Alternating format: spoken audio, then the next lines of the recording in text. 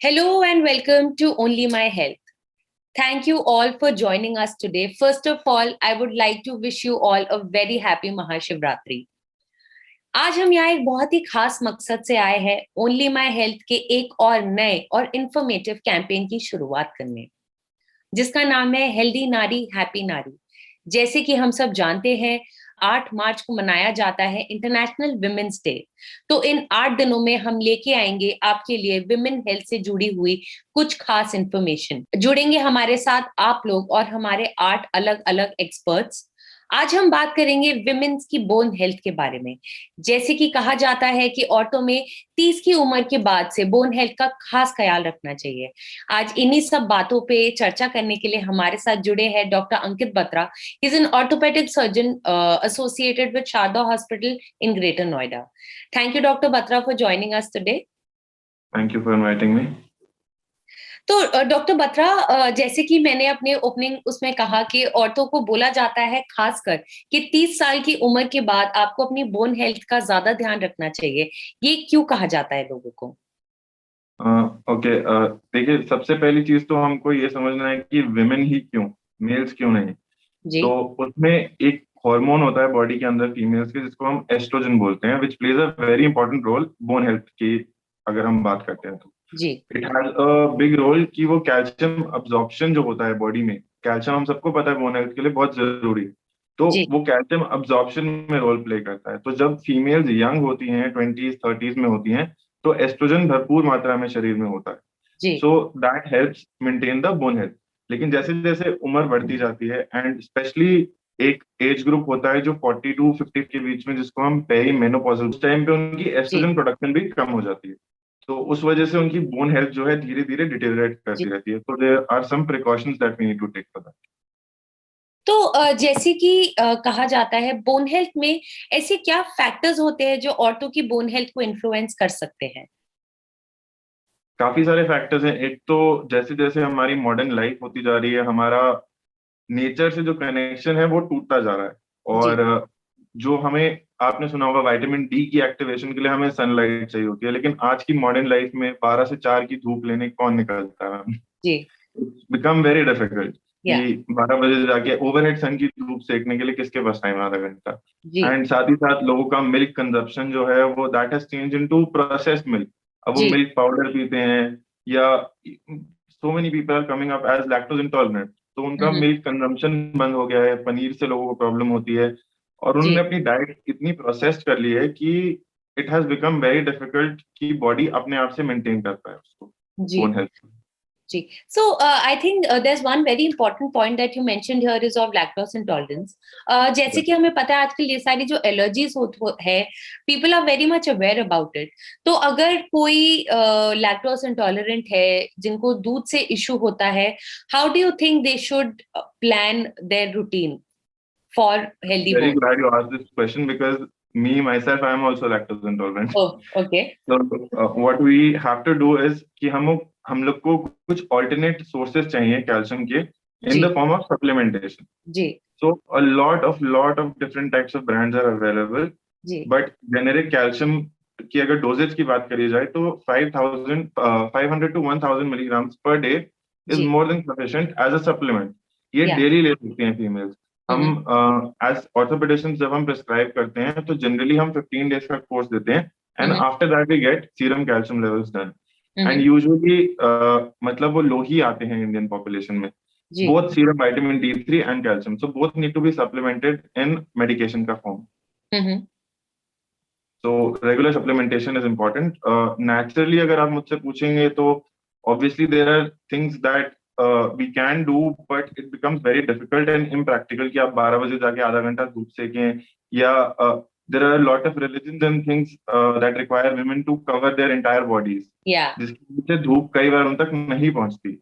जी। तो wearing less covering cloth, मतलब आप अपनी स्लीव्स एक्सपोज रख सकते हैं, अपने फेस को एक्सपोज रख सकते हैं जब आप धूप में निकल रहे हैं। That also helps a little bit. Okay. Okay. तो जैसे कि हम बोन हेल्थ के बारे में बात कर रहे हैं, मैं वापस अपने व्यूअर्स को बताना चाहूंगी, आज हम यहाँ पे जुड़े हैं। आज हमारे 8 सेशन में से आज हमारा पहला सेशन है हमारे कैंपेन के अंदर, जो है हेल्दी नारी हैप्पी नारी। हम इस कैंपेन के अंतर्गत विमेन्स हेल्थ से जुड़ी बहुत सारे टॉपिक्स के बारे में बात करेंगे। आज का जो हमारा टॉपिक है वो है बोन हेल्थ के बारे में। What should women do to keep their bones healthy? जिसके लिए हमारे साथ जुड़े हैं doctor Batra from Sharda hospital. He is an orthopaedic surgeon. तो डॉक्टर बत्रा, आप हमें बताइए ऐसी कौन सी बीमारियां हैं बोन से रिलेटेड जिनके बारे में औरतों को स्पेसिफिकली बहुत ज्यादा केयरफुल होना चाहिए? मेरी ओपिनियन में दो मोस्ट कॉमन बीमारियां जिसके मैं most amount of patients that come to my OPD who are जी। फीमेल। हम्म। पहली हो गई ऑस्टियोपोरोसिस, विच हम्म। मींस कि आपकी बोन की डेंसिटी, बोन की क्वालिटी जो है धीरे धीरे, it's an age related process जो जी। धीरे धीरे कम हो रही है बोन की क्वालिटी। और जी। वो मतलब ऑलमोस्ट आप देखेंगे 70% of females will face this at some point और the other in their life. Hmm. तो ये पहली बीमारी होगी, ऑस्टियोपोरोसिस बोलते हैं जिसको। हम्म। दूसरी है ऑस्टियो आर्थराइटिस, जिसको हम हिंदी में गठिया भी बोलते हैं। जी। तो नीज में I think most of the patients जो आएंगे वो लो बैक और नी पेन के साथ आते हैं। जी। And it is very common to see osteo arthritis in Indian females, जैसे कि मैंने बोला, due to lack of sun exposure, lack of intake of calcium and vitamin D three. जी। तो जैसे कि हमने ये दो डिजीजेस के बारे, आपने बीमारियों के बारे में बताया, आप इनके कोई डिफरेंशिएटिंग सिम्टम्स है ऑस्टियोपोरोसिस और गठिया जो आपने बोला, इनके सिम्टम्स क्या है? ओके, हम ऑस्टियोपोरोसिस से स्टार्ट करते हैं। तो सबसे पहला सिम्टम तो आता है जनरलाइज्ड वीकनेस। एक पूरे बॉडी में मायल्जिया, मसल पेन और वीकनेस, मल्टीपल जॉइंट पेन्स होने लगते हैं जी। And it is unexplained. अगर वो अपना वर्कअप भी कराते हैं और उसमें हम्म। कैल्शियम और डी3 के अलावा उन्होंने हर चीज चेक कर ली, तो ये नहीं पता चलेगा कि किस वजह से हो रहा है। हम्म।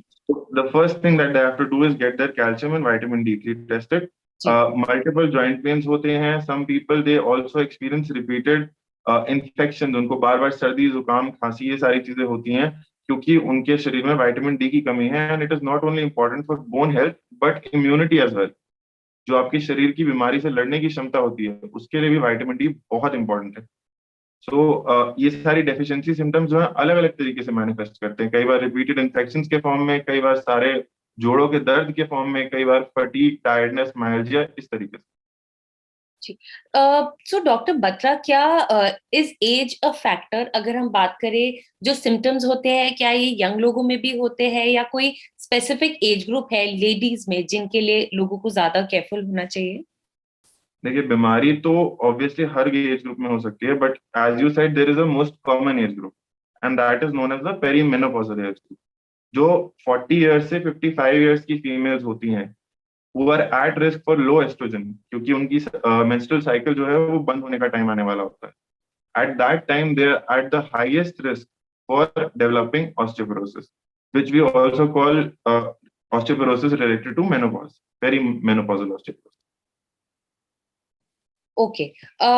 So when we talk about bone health in women, आजकल के हेक्टिक लाइफस्टाइल के बाद घर का काम होता है, ऑफिस होता है, of course there is no differentiation कि औरतों को ज्यादा होता है या मर्दों को ज्यादा होता है, but it is a common saying where they say women are always more prone to bone health. Is it a factor कि जो आपका जेंडर होता है, is that a differentiating factor for bone It related definitely problems? is. It is.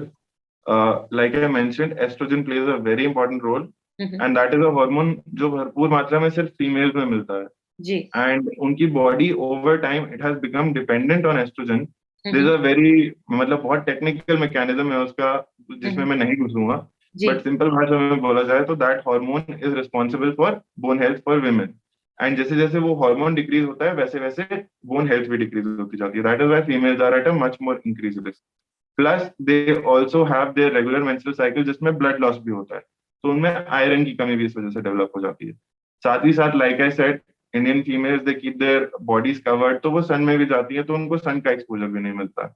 And a lot of people here are vegetarians also, which is also an important factor. कि I am not saying there's anything wrong with being vegetarian, but yes, certain things that are there जो सिर्फ nonveg food में मिलती हैं या जो सिर्फ eggs में मिलती हैं, वो कई बार जो है डेफिशिएंट रह जाती है फीमेल्स में। ओके। तो डॉक्टर बत्रा, जैसे कि आपने बताया बोन हेल्थ के बारे में, क्या एक्सरसाइज करना फिजिकली एक्टिव रहना, क्या ये एक ऐसी चीज है जो औरतों को बोन रिलेटेड प्रॉब्लम से बचा सकती है? बिल्कुल, that is very important. And एक तो होता है कि आपकी कोई स्पेसिफिक प्रॉब्लम है तो आप उस हिसाब से फिजियोथेरेपी और एक्सरसाइज करते हैं, एक होती है जनरल वेलबींग के लिए। हम्म। तो I would recommend every female just who is able should walk for at least 40 minutes a day, brisk walking 4 times a week minimum. A healthy weight balance, a healthy weight ratio, weight to bone ratio, mass to bone ratio is going to help them keep their knees healthy. जब आप एक इसको बहुत simple तरीके से ऐसे देख सकते हैं, आप घुटनों पे जितना जोर डालेंगे उतना उनका चांस होगा टेढ़ा होने का, उतना उनका चांस होगा जॉइंट में जो कार्टिलेज है उसको घिसने का। अगर हम बहुत सिंपल अगर सिमिली लेते हैं, गाड़ी है, अगर गाड़ी चल रही है उसमें ज्यादा वेट डाला है तो पहिया जल्दी घिसेगा। तो इट्स लाइक दैट ओनली, जितना ज्यादा वेट होता है, हेल्दी वेट मैनेजमेंट से आपके वेट जो डिस्ट्रीब्यूट हो रहा है आपकी नी की मैकेनिकल एक्सिस जो है that remains maintained in a healthy position and आपकी कार्टिलेज कम घिसती है। So you delay osteoarthritis by a significant amount of time. Okay. तो जैसे कि हम लोग अगर औरतों से रिलेटेड बातें कर रहे हैं, औरतों की हेल्थ के बारे में बातें कर रहे हैं, एक बहुत ही इंपॉर्टेंट टॉपिक जो हमेशा आता है वो है प्रेगनेंसी। क्या जो बोन हेल्थ होती है उसका प्रेगनेंसी पे कोई इम्पैक्ट होता है? डेफिनेटली होता है, क्योंकि अगर आप सोच के देखें तो आप एक नई जान को जो है पाल रहे हैं अपने अंदर। एंड जो बच्चा है ऑब्वियसली उसकी भी बोन्स हैं, उसके भी टीथ हैं, and they are coming from you only. The female is providing all the calcium for a new life to form. तो that is a huge huge amount of calcium. इतना ज्यादा calcium जो है अगर उनके शरीर से खिंच रहा है, not just pregnancy, even breast feeding afterwards, so they are giving everything they have in their body to their baby. And एक पॉइंट के बाद the stores of the body वो खत्म हो जाते हैं, तो आपको जो है आपकी हड्डियों से वो कैल्शियम खींचने लगता है शरीर to provide for the baby. इसीलिए आप देखेंगे जितने भी हॉस्पिटल के सुपरविजन के अंडर प्रेगनेंसीज चल रही होती हैं, एवरीबडी, सबको वो विटामिन डी और कैल्शियम सप्लीमेंटेशन रेगुलर बेसिस पे दे रहे होते हैं इसी वजह से। जी। जैसे कि हम लोग प्रेगनेंसी की बात कर रहे हैं, क्या प्रेगनेंसी के टाइम पे कोई ऐसी स्पेसिफिक एक्टिविटीज है जो लेडीज कर सकती है जो सेफ है? Of course each case is different, कोई केस सेम नहीं होता, बट क्या कोई ऐसी चीजें हैं जो औरतें, बिकॉज दे आर प्रेग्नेंट, उनका मूवमेंट इतना ज्यादा होता नहीं है, देयर डाइट सडनली चेंजेस, तो क्या कुछ टिप्स एंड मेजर्स है जो आप देना चाहेंगे only specifically to pregnant women for healthy bones? First of all, in most important is keeping your stores replenished. जो आपकी बॉडी में विटामिन डी है, जो आपकी बॉडी में कैल्शियम है, उसकी मात्रा पूरी रहनी चाहिए। उनके लिए, प्रेग्नेंट वीमेन के लिए जो है, there is a separate guideline. जैसे नॉर्मल लोगों को हम कितना देते हैं उससे ज्यादा हम देते हैं, 1250 mg होती है for daily requirement of calcium for a pregnant female. So that they have to ensure कि वो गोली के फॉर्म में या दूध के फॉर्म में, जिस भी फॉर्म में वो ले सकते हैं, जिस भी फॉर्म में वो कंफर्टेबल है, वो ले रहे हैं। दूसरा, half an hour of overhead sun, 12 से 12:30, 12 से 1 के बीच की जो धूप है, दैट इज वेरी इंपॉर्टेंट। अगर वो उनको मिल रही है अलॉन्ग विद देयर इम्यूनिटी, उनके बच्चे की इम्यूनिटी भी उससे स्ट्रांग होती है। So these are two things that they must take care of. तो आजकल जैसे कि डॉक्टर बत्रा, ये लॉकडाउन में कोविड की वजह से लोगों ने सडन वेट लॉस पे बहुत ज्यादा ध्यान देना शुरू किया था। I am sure, being a surgeon, you must be getting a lot of cases जहां लोगों का एक्सेसिव वेट लॉस हो गया है। वो मोटे से पतले तो हो गए, बट उनकी बोन्स पे बहुत इम्पैक्ट आया है। तो क्या sudden weight loss can be an issue for bones at times? Depends on the way the weight loss was achieved. uh, I'm into fitness myself a lot, so there are a lot of people who come and ask me this, ki sir, is losing that amount of weight in such a short time healthy? And let me tell you, it is not. अगर आप अपने शरीर को adapt करने का time नहीं देते हैं उस वेट लॉस के साथ, तो स्ट्रेच मार्क्स, स्किन सैगिंग से लेके आपके इंटरनल ऑर्गन्स के अंदर जो विसरल फैट था वो भी एकदम से चला जाता है। Your body is used to that amount of fat. उसके आप organ disturbances, blood disturbances, your free fatty acids floating around in your blood, बहुत सारी चीजें जो है चेंज होती हैं। तो वेट लॉस में the best thing is to go slow and go with a certain disciplined plan in mind and follow that for a longer period of time rather than trying to lose 10 kgs in a month. It's better to lose 4 kgs in a month, but do that for 3 months. Exactly जैसे कि हम लोग एक खुद only my health एक health and wellness website है. Weight loss एक ऐसा टॉपिक था जो ओवरऑल कोविड के टाइम पे बहुत टॉक्ड अबाउट था बिकॉज लोगों के पास घर पे रहने का टाइम था. The equal impact what we came across was, हम लोग को ऐसे बहुत सारी क्वेरीज आती थी डॉक्टर लोगों की जिसमें वो बोलते थे कि बहुत देर बैठने की वजह से, इनएक्टिविटी की वजह से, लैपटॉप पे ज्यादा देर स्पेंड करने की वजह से, फोन्स पे देखने की वजह से कंधे में दर्द, गर्दन में दर्द, घुटनों में दर्द, पैरों में दर्द. तो क्या आपका क्या कहना है when we talk about home exercises, क्या बेसिक प्रिकॉशन लेने चाहिए लोगों को अगर उनको ये सारे इश्यूज है?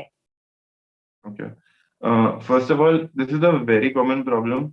ये हमारी जनरेशन के साथ ही प्रॉब्लम है. स्मार्टफोन जनरेशन जो है वो constantly they don't look forward, they looking down. उनका फोन हमेशा उनके हाथ में होता है और उनकी नेक हमेशा फ्लेक्सी रहती है.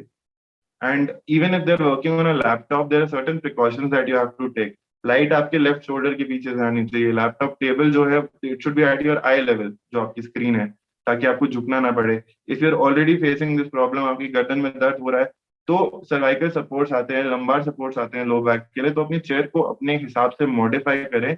आप अपनी बॉडी को चेयर के हिसाब से ना मॉडिफाई करें. That you have to take care of.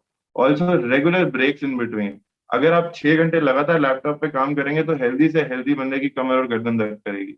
और अगर गर्दन में स्पैज्म आता है तो अगर सिंपली बोला जाए तो नसों का जो गुच्छा निकलता है which supplies the entire body, it comes from the spinal cord. और गर्दन में अगर जो प्रेशर पड़ रहा है वो रेडिएट करके पूरे शोल्डर में, अपर आर्म में, इवन फिंगर टिप्स तक जा सकता है. Pain and numbness. So to prevent that, regular breaks have to be taken and you have to take care of how you're sitting, what your posture is, आपकी screen की height क्या है, adequate light है कि नहीं. इन सारी चीजों का हमें ध्यान रखना पड़ता है. आई थिंक ये जो आपके इनपुट्स है ये बहुत सारे लोगों को, बिकॉज ऑफ कोर्स को जब से कोविड स्टार्ट हुआ है मोस्टली सब लोग वर्क फ्रॉम होम प्रोफाइल में है, अपने लैपटॉप के सामने बैठे रहते हैं पूरा दिन भर.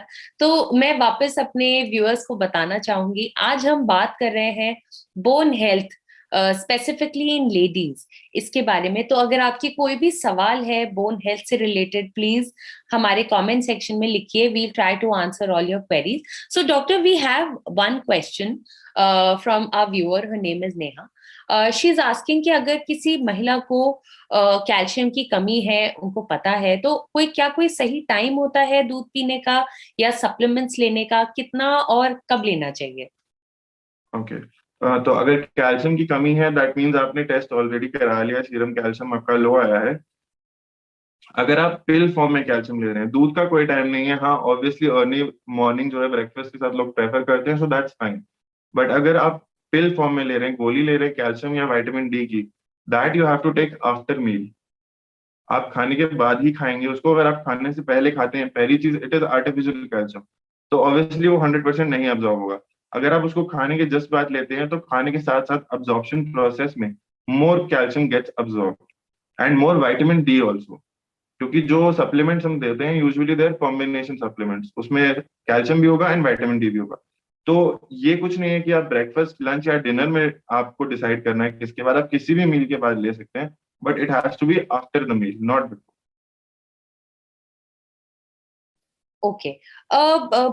A lot of queries. I think आजकल again I'll come back to the topic where people have become their own doctors, their own dietitians, their own weight loss experts.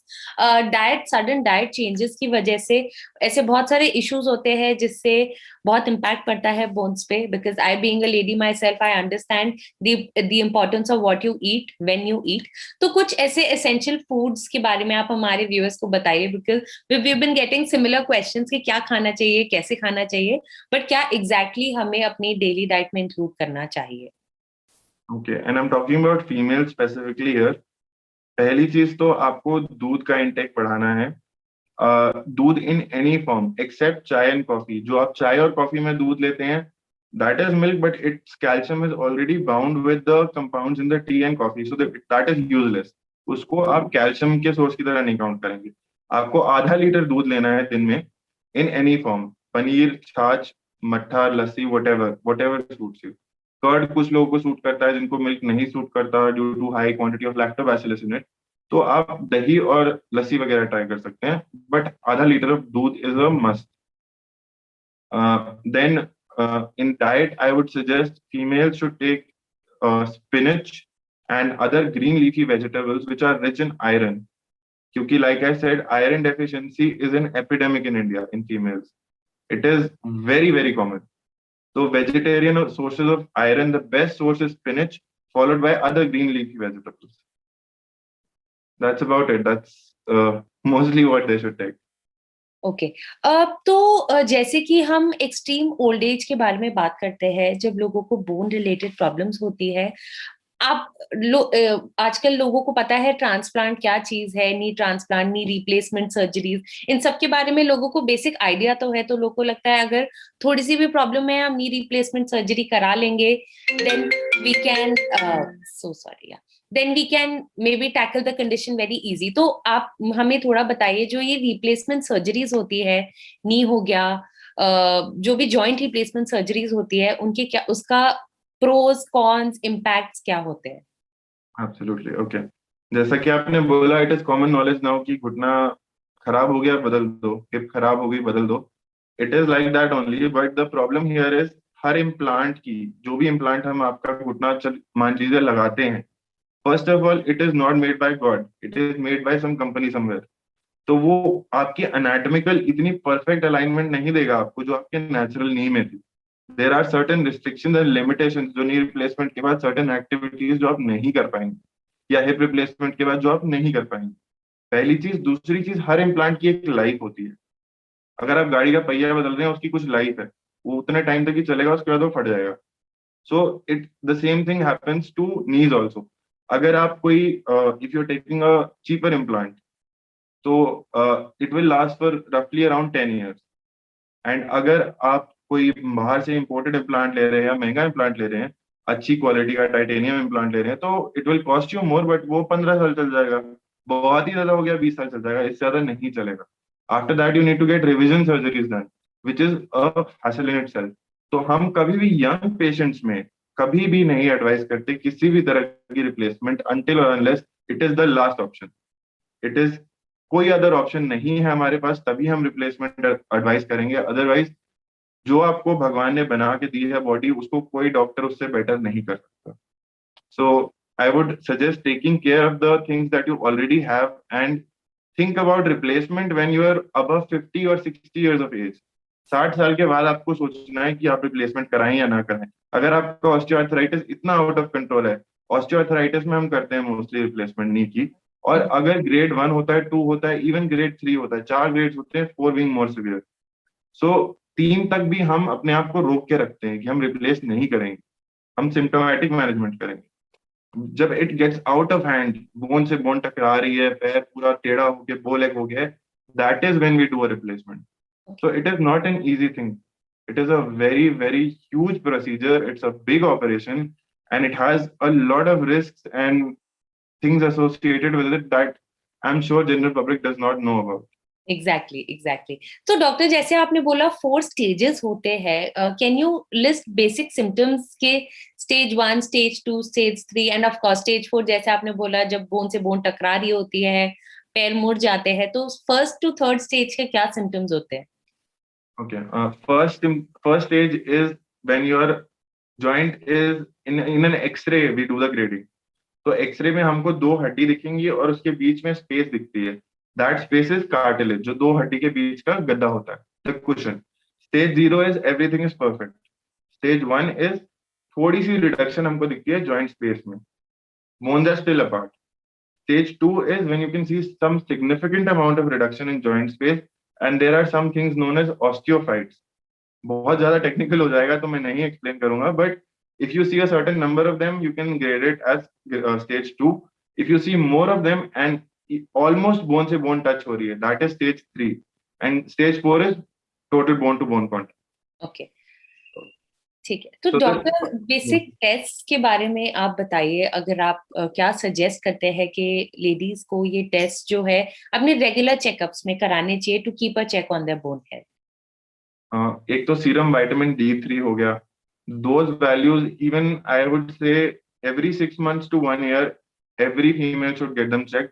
Symptoms और नो सिम्टम्स, ऐसा है कि आपकी body में storage तो है, हर चीज की स्टोरेज है। विटामिन D भी फैट सॉल्युबल विटामिन है, तो वो आपके फैट में स्टोर्ड है, बट वो ब्लड में स्टोर नहीं होता, और हम आपकी ब्लड की वैल्यूज चेक करते हैं। तो अगर वो ब्लड में कम आ रहा है तो बॉडी मतलब ऑलरेडी स्टोर से खींच रही है, और सिम्टम आपको तब आएंगे जब आपके स्टोर्स भी एग्जॉस्ट हो जाएंगे। तो for you to show symptoms, everything has to already be exhausted in the body. मैं सजेस्ट करूंगा आप प्रोफाइलैक्टिक मेजर्स लें, आप पहले अपना टेस्ट कराएं। आपके ब्लड में अगर कम वैल्यू आती है तो हम उसी टाइम ट्रीटमेंट स्टार्ट कर सकते हैं। दूसरा हो गया सीरम कैल्शियम, उसकी भी सेम कहानी है। इससे पहले कि शरीर हड्डी से कैल्शियम खींचना शुरू करे अपनी रिक्वायरमेंट के लिए, आपके ब्लड में लो कैल्शियम लेवल देख के हम ट्रीटमेंट स्टार्ट कर दें तो वो बेहतर रहेगा। तो आपको कभी कोई बीमारी नहीं फेस करनी पड़ेगी, आपने पहले उसके डेवलपमेंट से पहले उसको डिटेक्ट कर लिया, एंड आपने उसको प्रोफाइलैक्टिकली ट्रीट भी कर लिया। तो एक हमारे पास एक सवाल आया है, हमारे एक व्यूअर है सुरजीत कौर से, वो हमें पूछ रही है, कोलेजन आजकल एक बहुत ही मच टॉक्ड अबाउट सप्लीमेंट है, is collagen helpful bone health को इन प्लेस रखने के लिए? ओके, कोलाजन के डिफरेंट डिफरेंट टाइप्स होते हैं। अब मार्केटिंग का इतना ज्यादा हुआ है, there are so many brand selling collagen. You have to look at 10 different kind of thing, कि वो ऑर्गेनिक कोलाजन है कि सिंथेटिक कोलाजन है, वो टाइप 1 है, टाइप 2 है, टाइप 3 है। बोन हेल्थ के लिए आपको सिर्फ इतना याद रखना है, BONE, बोन की स्पेलिंग है, बी के बाद 1 आता है, ONE is 1, type 1 collagen is bone. So any supplement which has type 1 in it, bone के नाम में 1 है, so that type 1 collagen is the only thing जो आपकी हड्डी में थोड़ा इफेक्ट देगा।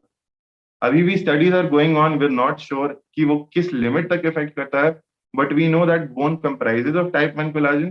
सो type 1 collagen is good for bone, type 2 is good for cartilage जो ऑस्टियोआर्थराइटिस में हेल्प करता है। Like that you have to see it, and collagen is good for your skin also, but that is a different type of collagen. तो आपको अपनी need के according देखना है कि आपको कौन सा कोलाजन लेना है। Exactly exactly. तो डॉक्टर, जैसे कि self medication is one topic जो हर डॉक्टर इसके बारे में बहुत केयरफुल रहने के लिए बोलते हैं अपने पेशेंट्स को। आई एम श्योर बहुत सारे लोग आपके पास आते होंगे कि हम ये सप्लीमेंट्स खाते हैं, हम वो सप्लीमेंट्स खाते हैं। What is your take on कि अगर रॉन्ग यूजेज ऑफ जो सप्लीमेंट्स होते हैं जो बॉडी को जिसकी नीड नहीं है, तो आप अपने पेशेंट्स को आप कैसे एडवाइस करते हैं इसके बारे में? Okay, I give you an example of this. एक पेशेंट मेरे पास आया था, and he was having so much sweating, उसके बाल गिर रहे थे, and he was having multiple joint pain. And हमने जब उससे पूछा कि आपने क्या लिया है, तो ही सेड कि हमारे घर के पास एक हकीम साहब रहते हैं, उन्होंने इंजेक्शन लगवा दी हमको 4 लगातार 4 दिन। And later we found out उसने वो पैकेट संभाल के रखा था। He was given vitamin D 6 lakh units 4 days consecutively, and the usual dosage is 60,000 units in 1 week. उसको उसने 6 लाख दे दिए every day.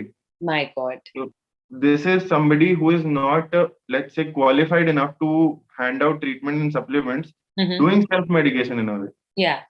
So you have to be aware कि excess of anything is bad, and vitamin D, like I mentioned, वो एक fat soluble vitamin है, वो आपके शरीर में stored रहता है, आपके fat में stored रहता है। So there is something known as hypervitaminosis, which is very dangerous.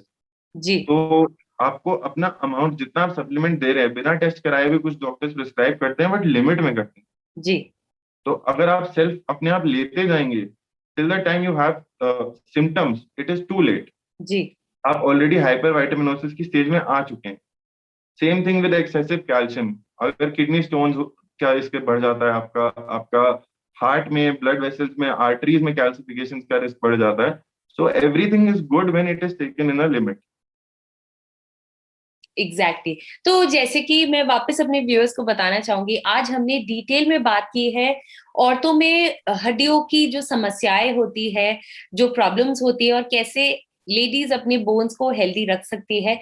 ये जो हमारा कैंपेन है हेल्दी नारी हैप्पी नारी, ये बेसिकली एक हम लोग लेके आएंगे आप लोग के लिए 8 हम लोग के 8 एक्सपर्ट्स जो बहुत ही डिटेल्ड टॉपिक्स के बारे में बात करेंगे।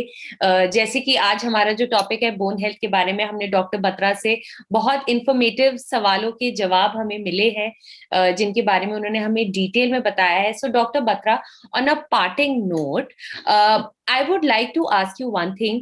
Of course as a doctor आप बहुत सारे लोगों को एडवाइस देते होंगे कि उनको अपनी बोन्स को कैसे हेल्दी रखना है, क्या करना है।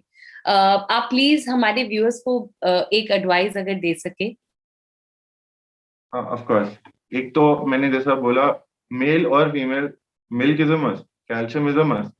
तो आप अपने कैल्शियम का इंटेक पूरा रखें, चाहे आप किसी भी फॉर्म में लेते हैं उसको।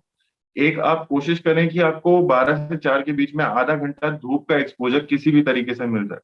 आप चाहे खिड़की के सामने खड़े हो जाएं आधा घंटा, that is more than enough.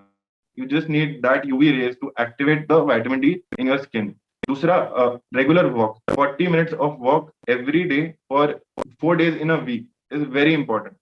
Proper weight management, proper management of your metabolism, इन सारी चीजों का हमको ख्याल रखना है। एंड लास्टली, अपने आप से मेडिकेशन और सप्लीमेंट्स ना लें। बहुत सारी सप्लीमेंट्स जो हैं ओवर द काउंटर होते हैं, उनमें भरपूर मात्रा में विटामिन डी और कैल्शियम होता है, लेकिन जब वो एक्सेस में आपके शरीर में होगा तब वो दिक्कत देगा। तो please please consult your orthopaedic surgeon before taking any supplement for your bones. Exactly, thank you so much doctor Batra. आज आपने हमें बोन से रिलेटेड, बोन्स की जो बीमारियां होती है उससे रिलेटेड जो आपने हमें इंफॉर्मेशन दी है, thank you so much. I am sure हमारे कुछ व्यूअर्स हैं जो हमें इन मेल फेसबुक मैसेजेस पे सवाल पूछ रहे हैं। So we'll get in touch with you again to get solutions to all the queries that we are receiving. But thank you so much for joining us today and giving us such beautiful information on everything related to bones. मैं आप सबसे बोलना चाहूंगी, अपने viewers से बोलना चाहूंगी, please हमारे साथ जुड़े रहिए। कल हम आपसे मिलेंगे सेम टाइम पे, सेम जगह पे, हमारे दूसरे टॉपिक के बारे में बात करने के लिए। Thank you so much doctor Batra for joining us. Thank you. Thank you.